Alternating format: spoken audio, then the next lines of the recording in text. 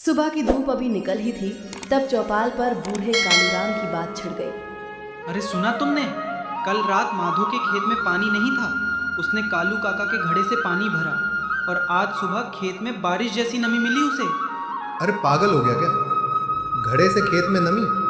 फालतू बातें मत कर। मैं सच कह रहा हूँ काका, और ये पहली बार नहीं हुआ। पिछले साल हरिया की बेटी की शादी थी, पैसे नहीं थे। कालू काका ने एक घड़ा दिया। अगले हफ्ते हरिया को शहर से रुपए आ गए। बेटा, उस घड़े के बारे में ज़्यादा मत बोलो। जिसने भी ज़्यादा जानना चाहा, उसके लिए अच्छा नहीं रहा। रमेश हंसने लगा, लेकिन सुखिया का चेहरा गंभीर था। उसी वक्त दूर से एक गाड़ी की आवाज आई। गांव के रास्ते पर धूल उड़ा रही थी एक चमचमाती गाड़ी। उस गाड़ी से उतरे मोतीलाल सेठ, जो शहर के मशहूर व्यापारी थे, और उनके साथ उनका नौकर भी था। यही गांव है ना, रामगढ़? जी सेठ जी, लेकिन आपने जिस आदमी का नाम लिया, कालूराम कुम्हार, उसके पास जाने से पहले सोच लीजिए। क्यों? डर लगता है एक बूढ़े कुम्हार से? तुम मुझे अच्छे से जानते नहीं हो क्या? सेठ जी, पिछले साल एक आदमी उनसे वो खास घड़ा मांगने गया था। वो आदमी अगले दिन से कभी ठीक से सो नहीं पाया। उसे रातों को आवाज़ें सुनाई देने लगी। बकवास बंद कर। मुझे बस उस घड़े तक पहुंचना है। तू मुझे बस उस कुम्हार तक पहुंचा दे, बाकी मैं खुद संभाल लूंगा। कालूराम का घर गांव के आखिरी छोर पर था। मिट्टी की दीवारें, खपरेल की छत, आंगन में चाक घूम रहा था, और वहीं पास में खड़े थे कालूराम। उम्र कोई 80 साल। मोतीलाल कालूराम के आंगन में आ गया। प्रणाम काका, बड़ी दूर से आया हूं आपसे मिलने। आपके चर्चे तो दूर दूर तक हैं। कालूराम ने नजर उठाई, एक पल देखा, फिर चाक पर वापस ध्यान लगा लिया। जानता हूँ क्यों आए हो। अपनी बात कहो बेटा, क्या काम है? क्या? मैंने तो अभी कुछ बताया ही नहीं। जो इंसान इतनी सुबह इतनी दूर से बिना बुलाए आता है, वो कुछ मांगने आता है। इसलिए बताओ, क्या काम है? काका, मैंने सुना है आपके पास एक ऐसा घड़ा है जो इंसान की मुराद पूरी करता है। क्या मैं वो देख सकता हूँ? किसने कहा ऐसा? ऐसी अफवाह कौन उड़ा रहा है? नाम तो बताओ उसका। पूरे इलाके में चर्चा है। मैं उस घड़े के लिए 500 रुपए देने को तैयार हूं। क्या आप मुझे वो घड़ा देंगे? बस 500? ठीक है, 1000। इतना तो काफी होगा एक मिट्टी के घड़े के लिए। सेठ, इस आंगन में जो मिट्टी है ना, वो भी तुम्हारे 1000 से ज्यादा कीमती है। 5000, आखिरी बात, इससे ज्यादा नहीं। वो घड़ा बिकाऊ नहीं है, और जो बिकाऊ नहीं है उसे पैसों से तोलने की कोशिश मत करो बेटा। मोतीलाल बाहर निकल गया, लेकिन उसकी आंखों में एक और आग जल रही थी। अगर ये घड़ा नहीं बिकता तो चुराया जा सकता है। रात के 12 बजे मोतीलाल दबे पांव कालूराम के आंगन में घुसा। छोटे बड़े, रंगीन, सादे। कौन सा है वो घड़ा? कौन सा? तभी एक कोने में उसे दिखा एक घड़ा, बाकी सबसे अलग। उस पर कोई रंग नहीं, कोई नक्काशी नहीं, बस सादा भूरा मिट्टी का घड़ा, लेकिन उसके ऊपर एक कपड़ा ढका था। यही है, यही होगा। मोतीलाल ने कांपते हाथों से घड़ा उठाया।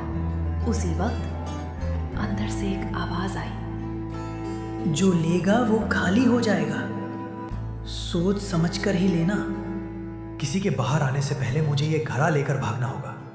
पकड़ा गया तो मुसीबत हो जाएगी। ऐसा सोचकर उसने जल्दी से वो घड़ा उठाया और वहां से भाग गया। वो घड़ा लेकर सीधे अपने घर आ गया। मोतीलाल ने दरवाजा बंद किया। सांसें तेज थी, हाथ कांप रहे थे। अब देखते हैं क्या जादू है इसमें। उसके घड़े के अंदर झांका। घड़ा खाली था, बिल्कुल खाली। क्या? ये तो खाली है, कुछ नहीं है इसमें। तो क्या पूरे गांव ने एक बूढ़े पागल की बातों में आकर खाली घड़े को जादुई मान लिया? मूर्ख लोग। उसके बाद वो सो गया। अगली सुबह। सेठ जी उठिए। क्या है रे? क्यों नींद खराब कर रहा है? शहर से खबर आई है, आपकी कपड़े की दुकान में रात को आग लग गई, सारा माल जल गया। क्या? कैसे? तुमने ठीक से पता किया ना? वो हमारी ही दुकान है या किसी और का? आपका ही है मालिक। और मुनीम जी का कहना है कि पिछले हफ्ते जो 10,000 का माल भेजा था वो खरीदार ने लेने से मना कर दिया, पैसे नहीं आएंगे। मोतीलाल का चेहरा सफेद पड़ गया। ये कैसे हो गया एक रात में? मैं तो बर्बाद हो गया। वो दिन तो जैसे तैसे बीत गया, लेकिन अगले दिन ही उसका साझेदार रघुनाथ उसके घर आ गया। मोती, मुझे बात करनी है, बाहर निकलो। क्या हुआ रघुनाथ? तुम इतने सुबह सुबह क्यों आए? वो जो हमारी साझेदारी है ना, मैं उसे तोड़ना चाहता हूँ। अब हम साथ काम नहीं कर सकते। क्यों? अचानक क्यों? ऐसे क्यों कर रहे हो? कोई खास कारण? तुम्हारे साथ काम करने में मुझे डर लग रहा है। तुम्हारा नसीब इन दिनों ठीक नहीं चल रहा, इसलिए मैं अकेला काम करना चाहता हूँ। उसके बाद रघुनाथ ने मोतीलाल से अपनी साझेदारी तोड़ दी और वहां से चला गया। नसीब क्यों बिगड़ा? वो घड़ा, वो खाली घड़ा। रात को मोतीलाल सो नहीं पाया। बंद कमरे में वो घड़ा रखा था और उसे लग रहा था जैसे घड़े के अंदर से कोई सांस ले रहा है। बंद करो ये आवाज। नौकर दौड़ा आया। सेठ जी, कोई आवाज नहीं आ रही, आपको कोई वहम हुआ है? तुम्हें नहीं सुनाई दे रही? वो घड़े के अंदर से।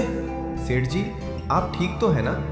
आपको किसी वैद्य जी की जरूरत है, आपका दिमागी हालात ठीक नहीं लग रहे। उस रात किसी तरह मोतीलाल डरते डरते सो गया।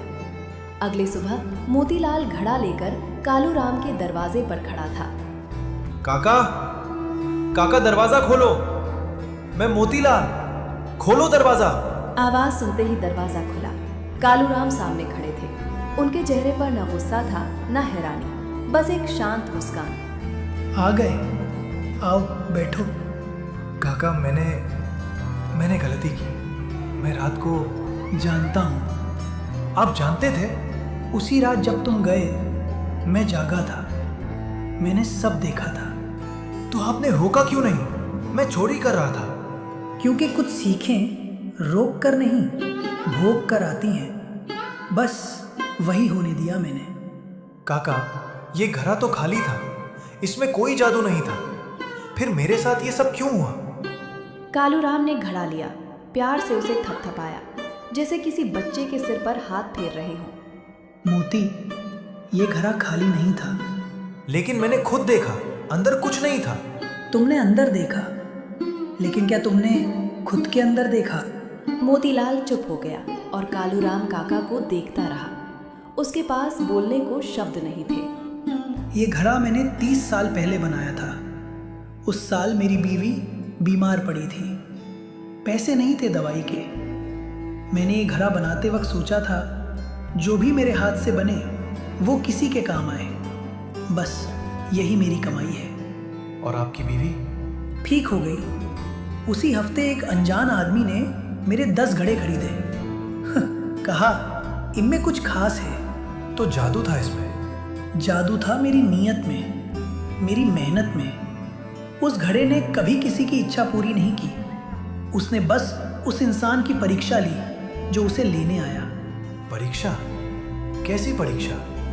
हाँ, जो इंसान सच्चे दिल से मेहनत करके कुछ मांगने आया, उसे लगा कि घड़े ने दिया, क्योंकि उसकी नीयत साफ थी, उसका रास्ता साफ था। और जो लालच से आया वो तो तुम जान ही चुके हो। उसका सब खाली हो गया। घड़ा तो बस मिट्टी है बेटा, असली घड़ा तुम्हारे यहाँ है, तुम्हारे अंदर, तुम्हारा दिल। जब ये खाली होता है तो दुनिया की कोई दौलत इसे नहीं भर सकती। काका, मैं बहुत गलत इंसान हूँ। गलत नहीं, अधूरे हो।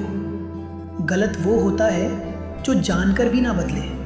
मुझे बताओ, मुझे सिखाओ, मैं ये मिट्टी का काम सीखना चाहता हूँ। मिट्टी का काम कोई एक दिन में नहीं सीखता। मेरे पास वक्त है, बस आप मुझे सिखा दीजिए। मैं एक अच्छा इंसान बनना चाहता हूँ। तो ठीक है, कल से आ जाना, लेकिन एक शर्त है। कैसी शर्त काका? मुझे सभी शर्त मंजूर है। पहला घड़ा जो तुम बनाओगे वो किसी गरीब को दोगे, बिना किसी उम्मीद के। और अगर उससे कुछ अच्छा हो मेरे साथ? होगा, जरूर होगा, लेकिन वो सोचकर मत देना। मोतीलाल ने झुककर कालूराम के पैर छुए। आज वो दिल से खुश था। जानते हो इस घड़े का असली नाम क्या है? क्या? संतोष।